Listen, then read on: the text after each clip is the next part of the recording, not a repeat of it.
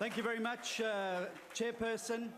It was hardly surprising today that the ANC speakers list only came out a few moments before we came into the House.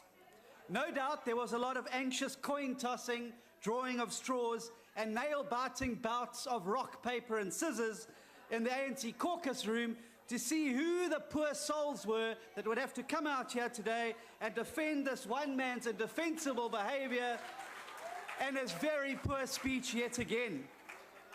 But we did get some people out here, the B team admittedly. But we started, of course, with Rob Davies, the minister. More excuses, more hand-wringing, more apologies. It's not our fault. We're buffeted by outside forces. Snake oil indeed, when one looks at the mismanagement that his department has affected over AGOA and other key job-creating agreements that we have. He comes here and expects us to come and grovel before his mighty feet because he's fixing Eskom. Well, who broke it in the first place? Your government, your policies, your inefficiency. You mess it up and expect us to be grateful. He goes on about the NDP. Now, let me tell you something, colleagues. He doesn't even believe in the NDP. And he expects us to think he's going to implement it in his department.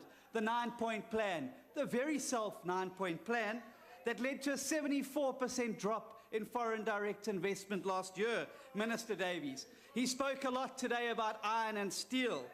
Well, let me tell you something, when it comes to the ANC, they iron over the problems and steal all the money. But you don't have to take my word for it. I'd like to quote the Lord of Latuli House, Mr. Gwede Mantashe. I quote, "Of great concern are the NEC members who are either charged or have pending cases of corruption against them. As the numbers of these comrades grows, we will be unable to sustain the technical argument of innocent until proven guilty, an admission from your own people." And he comes here with his hocus-pocus economics and voodoo tricks to try and trick us that the BMW deal is something to celebrate.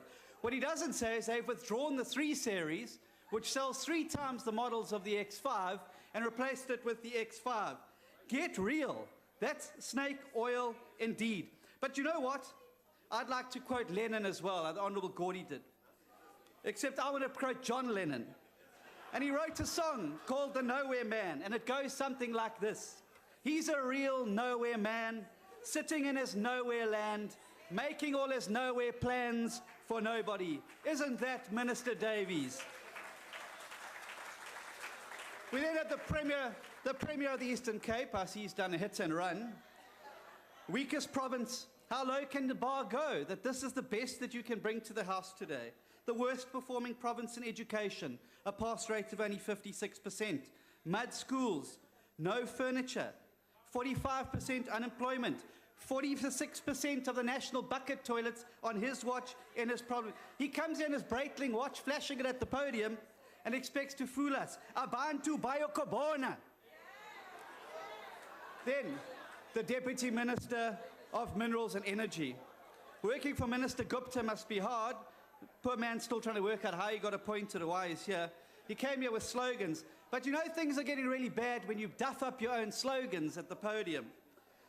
You've botched the MPRDA. But I want to say, I do agree with you, Honourable Oliphant. We do find common cause with you.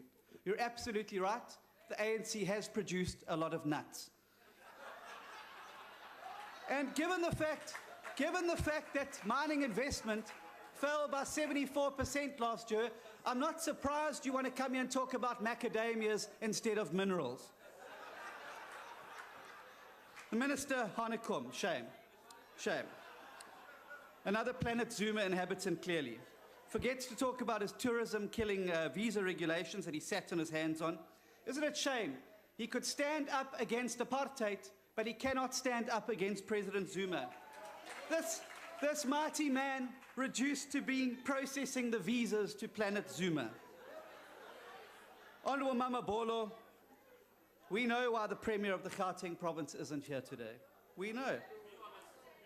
We know why he sent you. He shuffled you to infrastructure from Cogta because of your poor performance. Even your own party doesn't trust you, but you're here today. And frankly, your corny duet with the minister there was so stage managed it was like a cheap soap opera and about as credible as President Zuma on the economy. But let me answer your question, Honourable Julius. The reason the Premier of Gauteng province is not here today is because he hates President Zuma.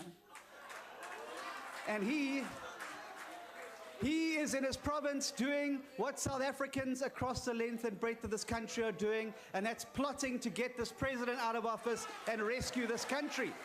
That's where the Premier was today.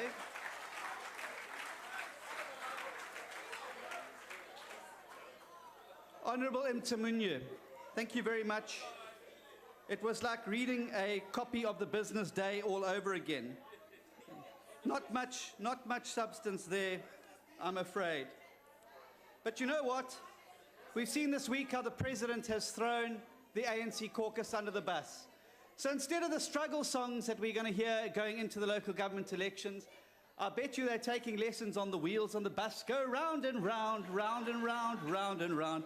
Because your own President threw the whole lot of you under the bus. We now know why you guys bought those very large buses that don't fit anywhere in Port Elizabeth. You needed something big enough, President, to throw your caucus under.